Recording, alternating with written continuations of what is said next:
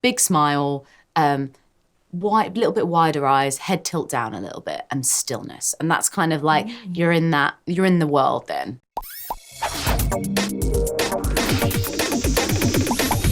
Hi Naomi, it's lovely to see you again. I'm Amber and I'm talking to you today on behalf of Cineworld. We are so excited to bring Smile 2 to the big screen. Lewis?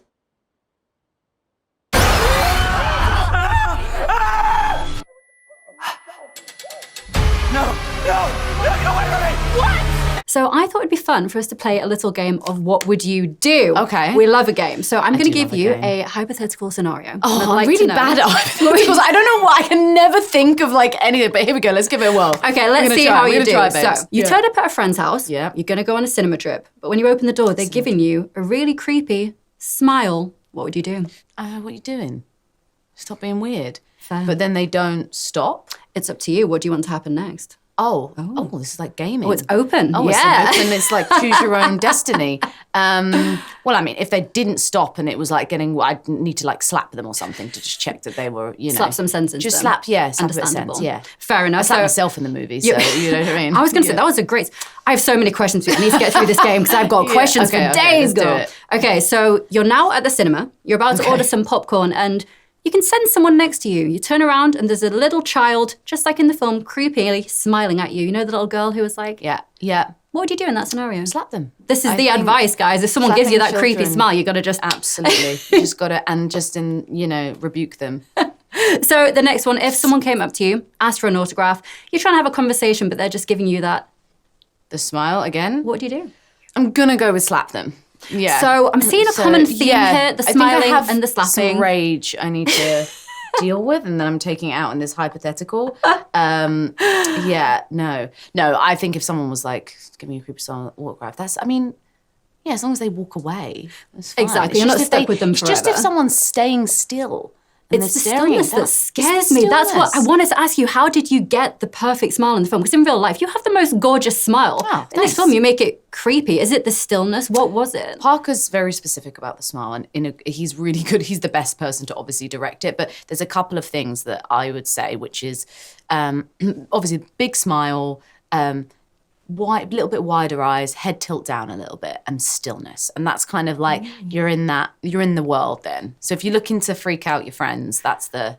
I am. Well, Halloween is coming up, so exactly. I'm planning on cosplaying as potentially you in this film. I'm kind of scared if people do that thing that you were talking. The hypotheticals become real. They become my real life. That would be maybe scary. Smile 3 is just people doing that in real life. Oh God, no, the fear. Anyway, I think I've got time for one quick question. So I have to say, your performance in Smile 2 was amazing. Genuinely, the best female performance that I've seen in horror films in recent years. Oh wow, thank you. It was so intense, like not just emotionally, but physically, like the choreography, the stunts, the one takes in the bathroom. I'm like, there's so many practical effects, so much going on. Yeah. What was that like for you, and what was the most challenging scene to film? I love that you know. Yeah. Also an actor, so I'm like, I respect it. I feel it. I was like, wait a second, like practical effects. Okay. Oh, that's so cool. So I really appreciate that, especially coming from a fellow performer. But Parker's so. He loves practical effects. Sorry, I'm going to the practical effects thing. No, I love but this. it's so because he's so enthusiastic about it, and that's what I love about him. Is he's like he doesn't want to, if he can avoid that, he will. And there's something about that I just think maybe it's something to do with the connection to horror of old or something. That there's something to it, and there's almost a stylistic quality to it that I really love. But I forget the actual question, which was the most challenging scene to film? The stuff in the freezer. Yes. At the end of the movie was and I think there's something about when you're in a small space for like 4 days shooting that can also start to just be, and it is, and I was also playing two things. Very impressive. It was a bit Lindsay Lohan babes. It was a bit Parent Trap, if you feel me. It was giving Parent Trap. Yeah, I know. That's literally what I thought of as well, which is like, of course, my mind goes to the Parent Trap. So there was a lot of like switcherooing, having to quickly go and change and do the whole, like, it was a lot. And that was probably the most intense 4 days of my life. How do we stop it? We need to kill you first. What?